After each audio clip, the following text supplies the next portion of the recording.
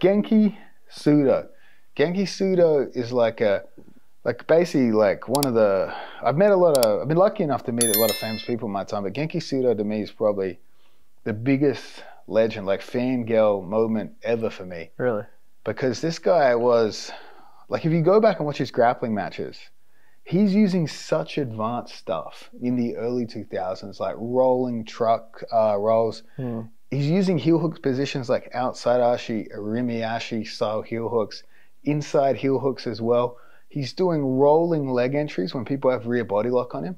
So much of the stuff that we think came about maybe 2010, 2011, 2012, around that era, you see Genki doing it so long ago. There's this epic tournament called the West Side Submission Grappling Tournament where he submitted like 6 guys in a day, but I'm talking like flying triangles, crazy shit. You look at his style and you're like, man, this guy, he could have started grappling a couple of years ago with this stuff. He was a great all-rounder. He had wrestling, bottom game, leg locks.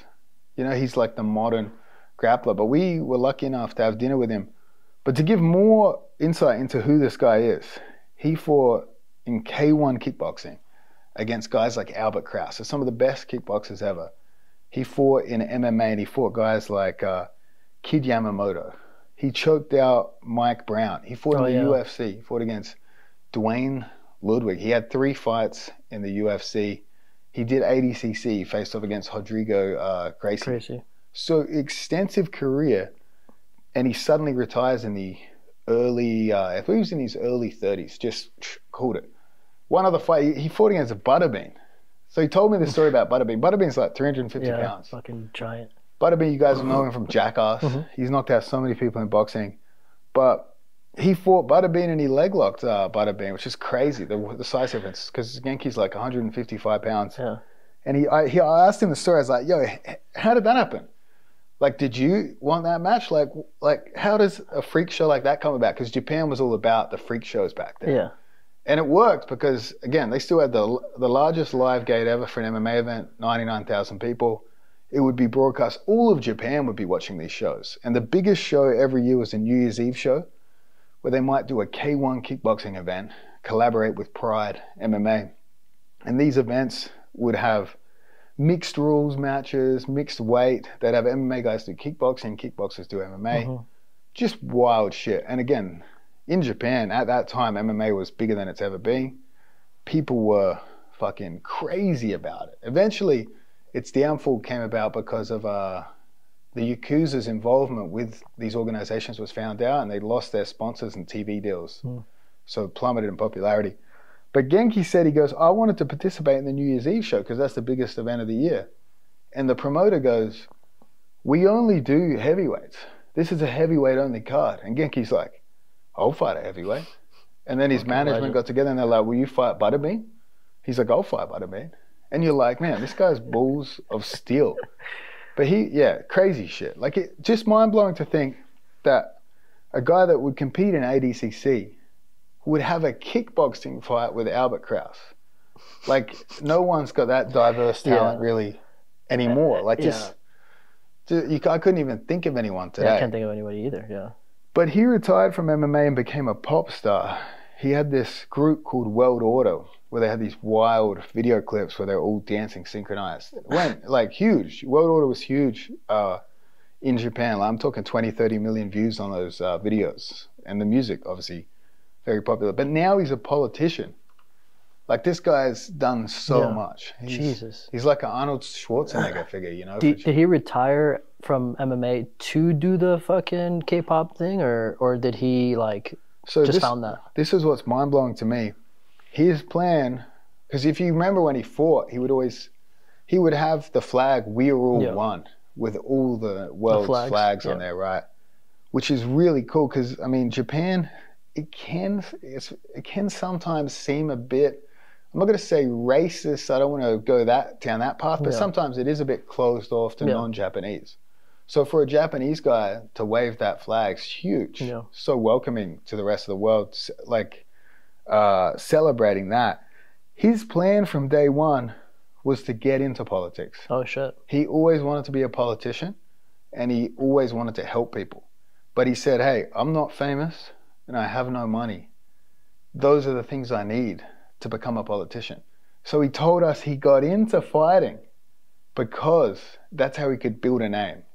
And if you've seen his walkouts and the way he fights, so crazy, so exciting, so unique, he did that to become as famous as possible, to help launch him into a career of politics. But he told us he preferred the pop stuff to fighting. Really? But he's just felt like he had more potential in fighting. So it's like he literally took these fights to help propel himself into politics, just to help people. Yeah, that's crazy. Like thinking big picture, like, you know, not a lot of people fucking plan that far ahead, you know? Yeah, he fucking way far ahead. I'm trying to just read some more stuff. Like, you guys might know him for his iconic tattoos, which is really interesting because Japan, again, like I was saying about tattoos, it's sort of closed off if you have tattoos. But I think he might be the only politician in Japan with tattoos. Yeah, but not surely. It's like he's usually wearing like long sleeve. Like yeah, he can cover them up, but it's still kind of a no. Like they were saying, like if you work for a company over there and you're in a high position, and they find a picture of you with a tattoo, they could still fire you. Oh wow! Because it's so synonymous with criminal organizations. That's so wild, dude. So with this, what we asked him, right? Because we're having dinner, and I was like, well, if your plan was always politics, why did you get tattoos? And he says he has a tattoo on his arm and his upper back. The one on the back's crazy, but he had him in a position that he could cover it with a towel. And before he got the tattoos, he perfectly measured a towel on his back and that it would perfectly cover the tattoos. So I guess like if he's in a hot spring, he could always keep it covered. Yeah. Which was everything is so planned out, you know? And he's like, the way when he told us this stuff, he's basically speaking perfect English. Yeah. But he's telling us all this stuff. He's got an iconic back piece, and it's the Nazca lines. He's got this bird on his back. He said he got it when he lived in America for 1 year when he did that submission grappling tournament, but he hand drew it. Oh, wow. So it's just like a fascinating character. I'm trying to remember what other crazy stories he told us. He was, basically these days doesn't watch any MMA. Really? Doesn't even pay attention. The only name he knew was McGregor. Oh, wow. He asked me what we thought of McGregor because he's like, obviously, Genki Sudo fought for different reasons, you know, so I don't think he gets into that sort of culture. So interesting, though, to have something be such a big part of your life that you're not even interested in watching it or following it, you know, like even locally, you know, like. He's so dedicated to whatever he's doing at the time, though. So when he first stopped fighting, he was doing the pop stuff. He was a wrestling coach for the local Tokyo University Wrestling Club, and he said nowadays he just watches wrestling. Who did he like come up under? I think it was like Bass Rutten or something. Yeah, he spent some time with Bass. He said to us, we asked him about that, and he said he was mostly a training partner for Bass because Bass was so injured at the time that he wanted a little guy to train with. Which was interesting. Like obviously Bass is just trying to protect his body. Another fascinating thing, he only had 3 fights in the UFC. I didn't get 100% confirmation, but most of his career was in Japan. He said it was always a personal dream of his to fight in the UFC. So he had 3 fights. I think he went 2 wins, 1 loss. His last loss was a semi-controversial loss to Duane Ludwig. He was killing Duane, and then the tide turned at the end. I'm not sure if Genki got tired, but the US crowd were booing him. And he said that really affected him, that like the Americans were anti foreigner. Yeah. And he said it coincided at the time with the Iraq war. So he was saying that he really felt like the Americans, like obviously patriotism can be misinterpreted sometimes. Yeah. And he really didn't like the boos. Japan, no one boos an MMA fight. Yeah. No matter what. The only time you'd boo in an MMA fight is if someone cheated. Okay. Did a blatant foul. Yeah. But he was saying it really shook him that the American audiences were booing him. And obviously he's for the people. So like if they're booing him, I think that sort of instigated his decision to fucking move on, to go back to Japanese MMA, where I guess he feels like he's more appreciated. Yeah, makes sense, man. It's already hard enough as it is, right? So what a fucking crazy guy, man.